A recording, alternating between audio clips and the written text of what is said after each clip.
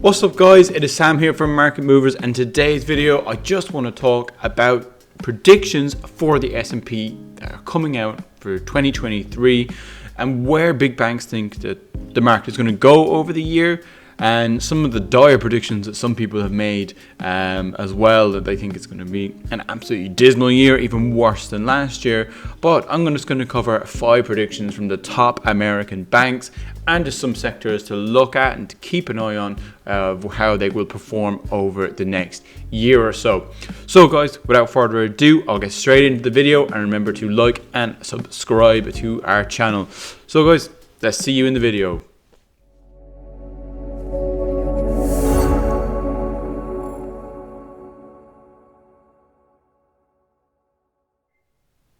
So guys, this is my video just kind of looking at the predictions for the S&P 500 for the year from the top 5 banks in the US. So I just want to go ahead and kind of just start discussing these. The Bank of America are expecting S&P 500 to reach 4,000 points by the end of 2023, which basically amounts to it being pretty flat for the year, that it's not going to grow. That there's going to be no action pretty much from the market over the year. And look, that's probably okay considering a lot of the macro events that we do have going on, with just high inflation and a slowdown in economic growth. It's probably okay if you don't lose anything this year. JP Morgan Chase is the second one we have, and they are predicting an S&P to hit 4,200, which is an increase from where we are at the moment, which, look, any bit of increase after last year is something that we will all appreciate. Goldman Sachs are expecting a year-end target of around 4,000 points. Again, this is a flat prediction for the year. And Morgan Stanley are predicting the year-end target of 3,900 points. The ones that are the most optimistic about how the market is going to perform by the end of the year in 2023 is Wells Fargo. They predict the S&P 500 to reach 4,300 to 4,500 points by the end of the year. So this would be something that would be fantastic if we did have a bit of a bounce back this year after one of the worst years we've ever seen in the market last year in recent times. It would be great to actually make some profit on stuff. But I feel as the federal government and also the ECB, governments all around the world are tightening their monetary policy, and this is going to make earnings hard to increase and hard to grow as they try to get inflation fully under control.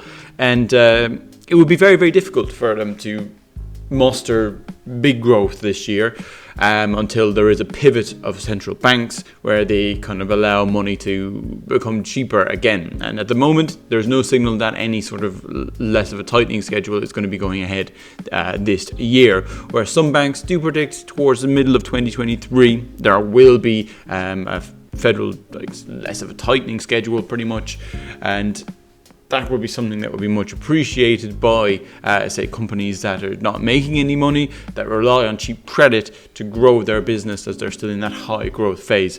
So it's going to be an interesting year to see how it pans out. Personally, myself, I'm not too optimistic on how it's going to pan out.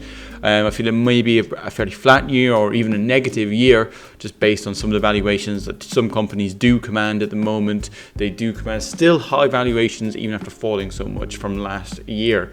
So it's going to be a challenging year. It's going to be a very interesting year to see how it plans out.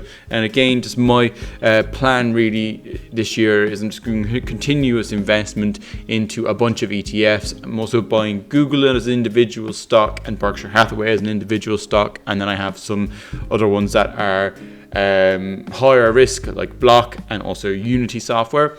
So they're ones that I have that are more high risk, more high reward, but it'd be interesting to see how this pans out.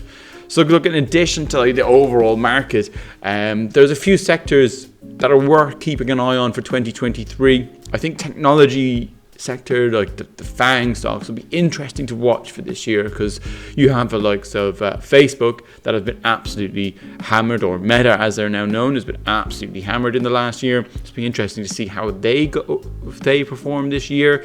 You also have the cases now going up against Google in the US as well, trying to break up the advertising monopoly. So there's going to be a lot of points to look at and a lot of interesting things going on over the year. And you also have to maybe look at healthcare as well. So the healthcare stocks like Johnson & Johnson, Pfizer, Moderna, they've had a massive push from the COVID vaccinations that they've been selling. So as that kind of dies down and there's not much demand for it anymore, it'll be interesting to see how they will perform as well. Obviously, they do command a lot lower valuations than the big tech stocks. It's also it's important to note that inflation has not gone away. It may be on the way down, but it has not gone away. So the inflation could play a massive part in the stock market. If we see any spikes in inflation, the stock market will react in a negative fashion if this does happen. So just something that has to be kept in mind as the year progresses.